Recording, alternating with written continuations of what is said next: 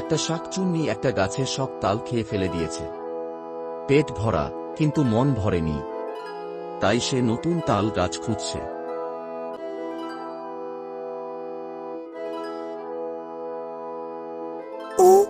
আরো তাল চাই। ওই বাড়িটার পাশে বড় তাল গাছ আছে, ওইটাই চড়বো। হে হে হে হে, একবার উঠলে দেখি কে আটকায়। আজকে না কমপক্ষে 10টা তাল খাইতেই হবে। উফ, গাছটা দেখলেই জিভে পানি চলে আসে। হে হে হে হে, এবার কিন্তু পিচ্ছিল হইয়া পড়মু না। গতবার পড়ছিলাম, গরুই হাসছিল আমারে। আরো উপরে, আরো উপরে। ইস, এত তাল!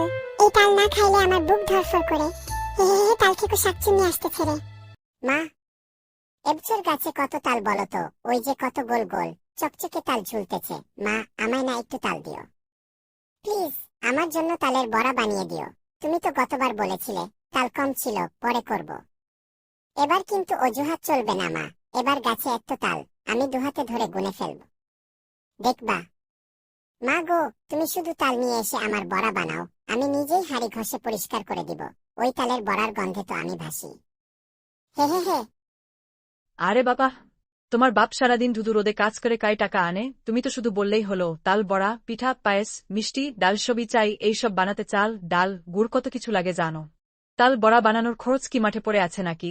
এই বয়সে তুমি শুধু খাওয়া দাওয়ার কথাই জানো, পয়সা কেমন করে আসে সেটা বুঝো না। আচ্ছা আচ্ছা, কাঁদিস না। চল চল, আমার জমানো টাকা আছে না, ওটা দিয়ে আজকে খেজুরের রস আনবো। তোকে বড়া বানিয়ে খাওয়াবো। তোর মুখটা দেখলেই আমার মন গলে যায়। চল আমার সোনার বাচ্চা, আগে বাজারটা ঘুরে আসি। ইয়েই, কি মজা হবে মা! তালের বড়া আর খেজুরের রস, উফ, ভাবলেই জিভে পানি চলে আসছে। আজকে একদম পেট ভরে খাবো। মা, আমি বাজারে ব্যাগটা ধরবো, তুমি শুধু রসটা আর তালটা আনবা।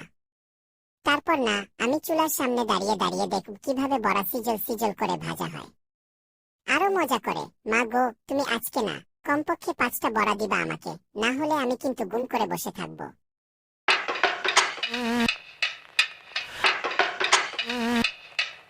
ইহা, ইস, কি মিষ্টি তাল রে মা!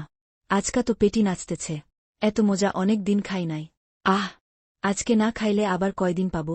এটাই শেষটা। হাপ্পে। ওফ, পেট ফেটে যায় যায়, কিন্তু তবুও খাইতে ইচ্ছা করছে। হে হে হে হে। বাবা গো, মরেছি। মা বাঁচাও মা, কেউ আমার মাথায় গুলি মারল নাকি? উফ, মাথাটা ঘুরতেছে গো। মা, দেখি তো মাথা ফাটছে কিনা, রক্ত পড়তেছে। মা, আমি কি এখনই পড়ে যামু? মা গো, আমায় বাঁচাও।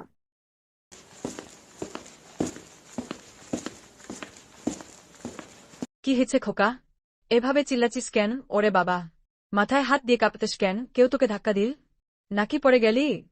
এই তো দেখি, মাথা তো অক্ষতই আছে, কোথাও রক্ত নাই, ফাটল নাই। তুই এমন হেঁচি করতেছিস কেন রে? বলতো বাবা, উপরে থেকে কিছু পড়ল? কে এমন করে তোর মাথায় ঠাস করে মারল? আমায় ঠিকঠাক বল, না হলে আমি এখনই লাঠি নিয়ে বের হই। কে যেন গাছ থেকে আটি মারলো মা। ব্যথা করছে, আকাশ ফাটাইয়া আমার মাথায় ধ্যাস করে পড়ল। মা, আমার মাথা না টনটন বাজতেছে। আমি শান্তিতে দাঁড়াইয়াছিলাম, হঠাৎ উপরে থেকে কেউ নিশানা করে ছুঁইরা মারল। মা, কেউ আমারে টার্গেট বানাইছে মনে হয়। চল, মাথায় বরফ দেই। আর দাঁড়াস না এখানে, এলাকা ভানা, চোরা গাছে ভরা, কে আবার কি ছুঁড়ে মারে কিছুই বলা যায় না। আহারে, আমার পোলার মাথায় কি জোরে লাগছে! চিরদিনই না দুষ্টুমি করতে করতে ঠিক জায়গাতে দাঁড়াতে জানিস না।